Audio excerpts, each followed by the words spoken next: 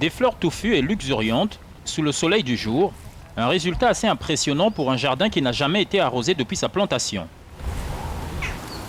Dans ce jardin de gravier de Beth Château au Royaume-Uni, les eaux de pluie suffisent pour que les plantes s'épanouissent, même pendant la vague de chaleur actuelle qui frappe l'Europe.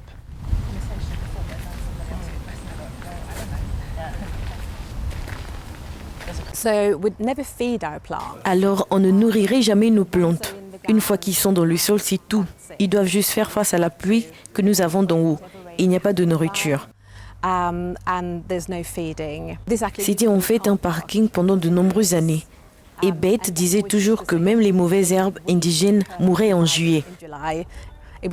C'était si sec que ça, mais elle savait que si elle choisissait les bonnes plantes pour faire face à ces conditions, elle pourrait créer quelque chose de vraiment très beau.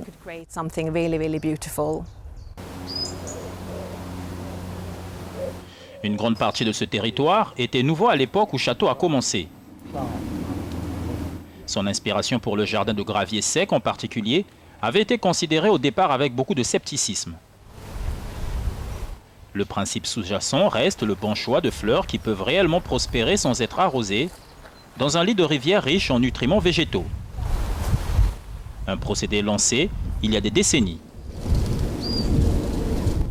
La planteuse Primée Château, qui était aussi auteure et conférencière, a commencé son travail en 1960, transformant une terre en friche envahie de ronces, de graviers desséchés et de fossés marécageux en jardin qui en fait sa renommée à travers le monde.